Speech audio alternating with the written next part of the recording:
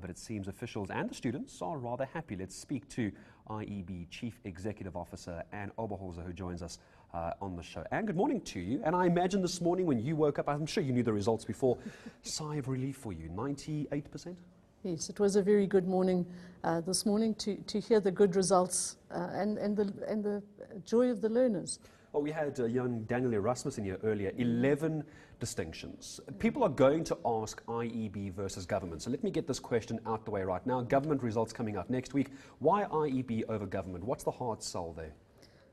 I think it's a very difficult thing to say one over the other. The two systems are very, very different. They cater for a very different clientele and group of students. I mean, if we just look at the numbers, the IEB numbers just on 10,000.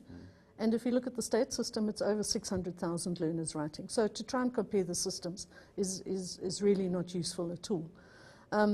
Independent schooling caters for a particular kind of community, either because they are looking for a church school environment, they might be looking for a school that's closer to them geographically. There's a range of reasons why people will choose an independent school. In the end, I'm sure you'll agree that the subject matter is the most important, and we always talk about your maths and your science, your two big drivers for careers in this country. Talk to me about the maths and science as far as IEB is concerned. Well, certainly they are key subjects. They're gateway subjects. If you look at university entrance, particular faculties isolate performance in maths, performance in science for entry requirements. They are the testing subjects. They do require different ways of seeing and thinking. And so there is a tremendous emphasis on them. At the IEB schools, I think 49% of our students offer science, which is a very high percentage. We would like it to be higher, but certainly 49% is good. And in mathematics, it's up to 66, 2/3 of our learners offer maths. The teaching is good at the majority of schools, and I think that does help encourage the learners to do that. Having said that the maths and the science is very important, my own background is Latin.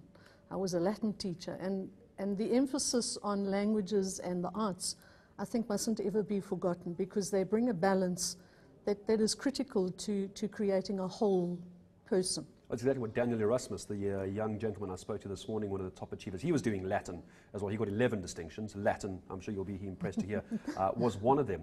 The big question, of course, is it's always great to have great matric results. It's the exemption. It's the pupils who then go into university. And perhaps just realize, as I asked the question, is university, according to IEB, their outlook, the be-all and end-all? Is there other career paths and educational facilities that kids can go to, or is university the be-all and end-all?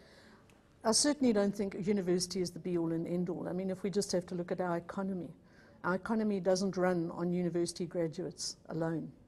In fact, 80% of our economy are non-university graduates, and so it should be. So I certainly don't see university as the beginning or the end. However, tertiary study in some form, I think, is important. Our schooling system is a general education base, and every career requires some specialization. So certainly tertiary education, whether it's in the technical field, whether it's in the academic field, wherever it is, I think it's a necessity. I'd love to see some journalists coming through from IEB. They can take my job one day. Are you going to leave here and cry yourself to sleep because you didn't get 100%? Are you happy with the 98, or is 98 not quite good enough? Final answer. No, I think 98% I think is very, very good, and I think it's realistic. We must recall that not everybody that sits in an IEB school either is gifted, is talented, has all the resources that they need. And of course, there's also every single day something happens. On your way to the exam, there's a car crash, or your dog gets run over, or something happens, and you're not at your best at the exam.